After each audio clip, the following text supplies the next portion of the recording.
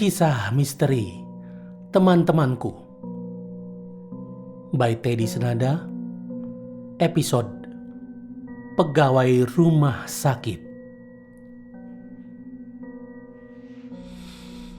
Apri hanya pegawai baru di sebuah rumah sakit ternama di Jakarta. Statusnya honorer pula. Tugas kerjanya kadang terasa kurang jelas bagi Apri. Dokter, perawat, petugas administrasi di sana, taunya Apri hanyalah pegawai yang sering disuruh-suruh ini dan itu. Padahal dia adalah seorang office boy ruang operasi. Tetapi dia rajin dan pandai bergaul, sehingga Apri sangat dekat dengan siapapun di rumah sakit itu. Apri tidak pernah menolak perintah dari siapapun. Dia tidak peduli apakah yang memerintah itu atasannya atau bukan, bagiannya atau bukan. Dia akan kerjakan sebisanya. Hal itu membuat Apri menjadi pegawai kesayangan semua orang.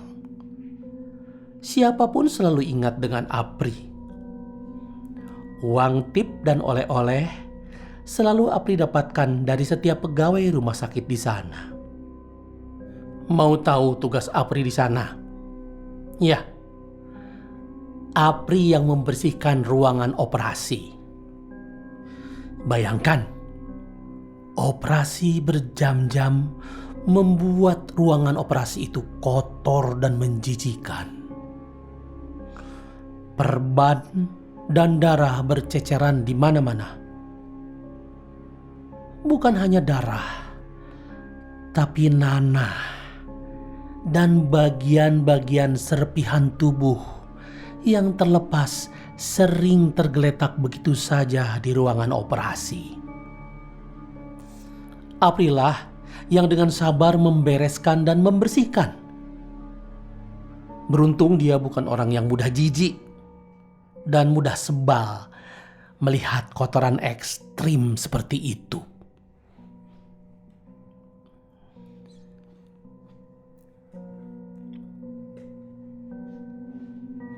Seringkali Apri mendorong jenazah yang meninggal saat menjalani operasi, bahkan membuang limbah darah ruang operasi ke tempat khusus yang tentunya berbau sangat busuk menyengat.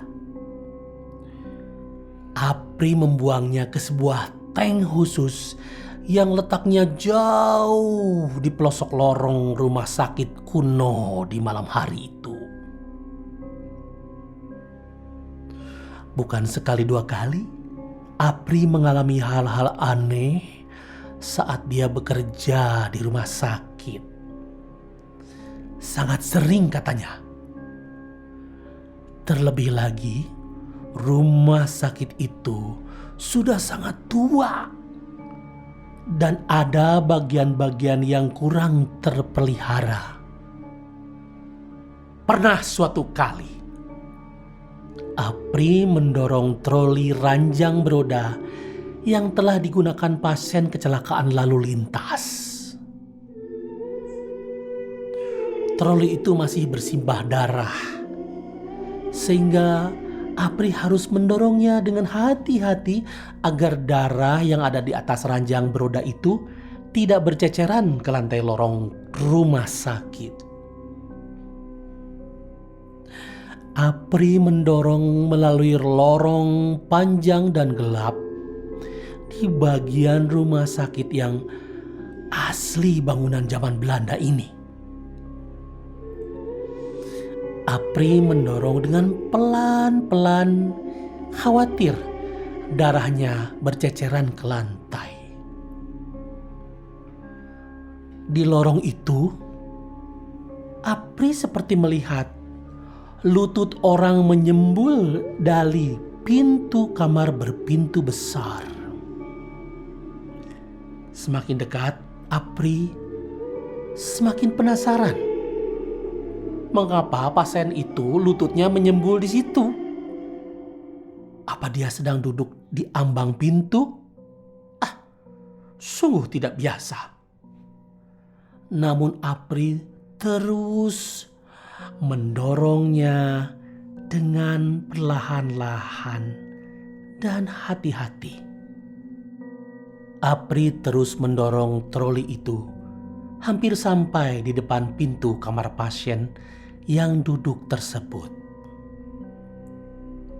Troli didorong lebih perlahan. Apri berusaha mengangguk sopan pada pasien yang duduk di abang pintu. Tetapi wajah pasien itu tertutup rambut. Bahkan kepala pasien itu tampak tertunduk, sehingga Apri tidak mengenal wajah pasien itu. Saat Apri lewat di depan pasien tersebut, Apri berkata sopan, "Permisi." Pasien itu mendongak dengan perlahan. Saat itu Apri tersentak kaget melihat yang disapa itu bukan pasien biasa, bahkan mungkin bukan manusia. Wajah pasien itu terlihat rusak parah karena sebagian besar terbakar hangus. Hanya menyisakan darah yang mengalir merah di bagian mukanya bercampur dengan kulit-kulit yang mengelupas dan menjadi arang. Kedua bola mata makhluk itu kosong melompong. Ditambah lagi ada asap kecil menguap di antara rambutnya yang acak-acakan. Sontak Apri mendorong trolinya dengan lebih cepat lagi. Dia tidak peduli darah berceceran ke lantai karena merasa terganggu dengan kehadiran pasien aneh yang tidak disangka-sangka itu. Apri bukan orang yang penakut. Tapi kadang-kadang dia merasa terganggu juga bila ia sedang bekerja dengan serius. Dia sering diganggu hantu. Gangguan itu datang tanpa disadari. Misalnya, Apri sedang membereskan sebuah ruangan operasi sendirian. Tiba-tiba, segerombolan perawat lewat di depan ruangan operasi sambil bercakap-cakap ramai. Sepertinya para perawat yang kira-kira berjumlah 5 orang itu sedang mendampingi seorang dokter spesialis yang akan visit. Mereka bergerombol berjalan-jalan dan menaiki tangga sambil bercakap-cakap dan tertawa kecil. Sekilas tidak ada yang aneh. Namun Apri baru menyadari beberapa saat setelah gerombolan perawat dan dokter itu menaiki tangga dan masuk ke ruangan yang baru saja Apri kunci. Dan Apri sudah mematikan lampunya pula. Dengan penasaran, Apri ikuti jejak mereka menaiki tangga gelap yang baru saja dimatikan lampunya. Apri mengecek pintu yang sudah dikunci. Masih terkunci dengan benar. Lampu masih padam juga. Betul-betul sepi. Dan tak ada orang di sana. Gerombolan perawat dan dokter itu pun tidak ada jejaknya sama sekali. Saat Apri berbalik untuk lari, Apri mendengar suara seorang wanita di dalam ruangan terkunci itu. Sangat keras dan mengejutkan Apri. Itu sih kejadiannya tidak seberapa. Yang paling juara adalah peristiwa seram berikut ini. Saat itu hari sudah malam. Jam menunjukkan angka 9 malam. Dengan lelah Apri keluar rumah sakit untuk pulang. Waktu Apri berjalan di lorong rumah sakit, seorang gadis kira-kira berumur 16 tahun melihat kepada Apri. tersenyum kepadanya. Dia duduk di ruangan pendaftaran pasien baru. Dia duduk dengan tenang menghadap ke arah loket yang sudah tutup sejak jam 5 sore tadi. Gadis itu memakai celana jeans dan kaos t-shirt. Aneh juga, pikir Apri. Masa ada yang mau daftar pasien jam segini? Apri tidak menghiraukannya. Apri hanya membalas senyuman gadis itu sekilas. Besoknya, Apri melihat lagi gadis itu lewat di ruangan operasi. Saat Apri sedang beres-beres di ruangan operasi, si gadis berhenti sejenak di pintu kamar operasi yang terbuka. Dia kembali melempar senyum ke arah Apri. Apri mendongak melihatnya dan membalas senyuman. Seorang dokter yang masih berada di situ melihat Apri tersenyum ke arah pintu segera bertanya, "Lo senyum-senyum sendiri, Pri? Kayak orang stres ngapain?" tanyanya. "Saya senyum sama cewek yang lewat di situ kok, Dok," jawab Apri. "Mana ada yang lewat sini tanpa urusan, Pri? Yang bener aja lu," jawab dokter sambil berlalu. Benar saja. Apri baru menyadari bahwa lorong ini hanya khusus untuk ke ruang operasi. Satu-satunya jalan untuk keluar adalah lift yang ada di ujung lorong ini. Jadi itu cewek datangnya dari mana? Dan ngapain juga ke sini? Hari berikutnya, Apri sedang makan siang di kantin sendirian. Tiba-tiba gadis itu berlalu lagi di hadapannya. Apri langsung setel wajah ramah dan senyum. Kali ini gadis itu sama sekali tidak membalas senyuman Apri. Dia hanya menoleh sebentar, lalu menghilang di balik kerumunan orang-orang di kantin. Apri kembali meneruskan makan siangnya. Namun sekepal kertas kecil menimpuk kepalanya dari arah kanan. Apri segera memungut kertas itu dan membuka gulungannya. Apa sih ini? Hah? Nomor telepon? Nomor telepon siapa ini? Apri celingak-celinguk ke kiri dan ke kanan. Saat itu Apri tidak menyadari apakah kepalan kertas berisi nomor telepon itu ditujukan untuk dia atau bukan.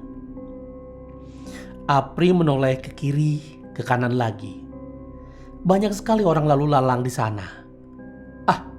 Mungkin kertas ini ditujukan untuk orang lain, tapi lemparannya mengenai diriku, bisik Apri dalam hati.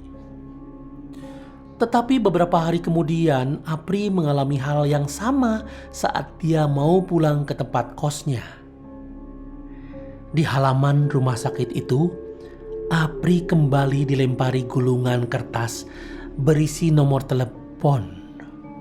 Namun kali ini Apri heran karena tidak ada satu orang pun di sekitarnya. Akhirnya nomor itu dibawa Apri ke kosnya.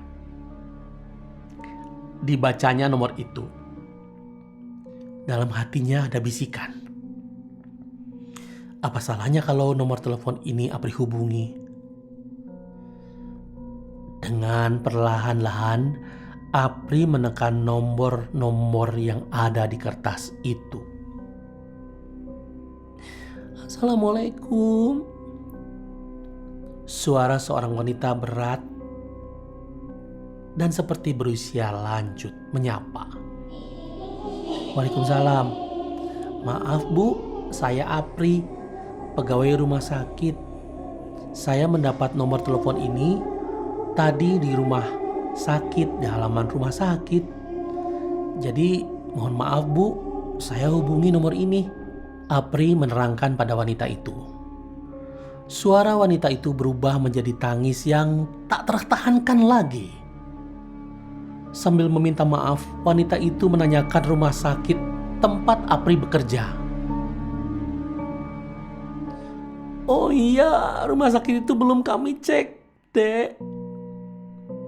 Kami sedang kesusahan. karena anak gadis kami sudah hilang selama 3 minggu. Semua tempat sudah kami lacak. Semua rumah sakit di Jabodetabek ini sudah kami datangi. Tapi rumah sakit tempat adik Apri bekerja belum saya cek. Mungkin anak kami ada di sana. Ibu itu bicara terbata-bata sambil menangis pada Apri. Keesokan harinya, pagi-pagi buta, keluarga ibu itu telah tiba di rumah sakit, disambut Apri yang dengan sengaja datang ke rumah sakit hanya untuk mendampingi mereka. Mata ibu itu sembab dan ekspresinya kelelahan, terlihat jelas di wajahnya. Pertama-tama Apri segera mengajaknya langsung ke kamar jenazah. Dan benar saja, tiba-tiba tangis keluarga itu pecah di sana. Satu jenazah tidak dikenal dibuka selubungnya dan terlihat seorang gadis yang wajahnya dikenal Apri pernah duduk di ruangan pendaftaran dan tersenyum kepadanya di kantin, terbujur kaku di sana. Setelah dilihat luka-lukanya, Apri baru tahu bahwa anak gadis itu korban tabrak lari. Sayangnya anak gadis ini tidak membawa identitas sama sekali, sehingga pihak rumah sakit kesulitan untuk mencari keberadaan keluarga korban. Keesokan harinya, saat Apri sedang bekerja di ruangan operasi, pundaknya seperti dicolek oleh seseorang. Apri menoleh ke kanan dan tidak ada siapapun di sana. Apri melanjutkan lagi bekerja. Tiba-tiba pundak kirinya dicolek oleh seseorang. Spontan Apri juga menengok ke kiri. Tetapi tidak ada siapa-siapa di sana. Apri langsung saja berdiri untuk mengambil sapu, tetapi apa yang terjadi? Di depan Apri ada seorang gadis sedang tersenyum pada Apri. Gadis itu wajahnya seperti jenazah yang kemarin Apri lihat di kamar mayat.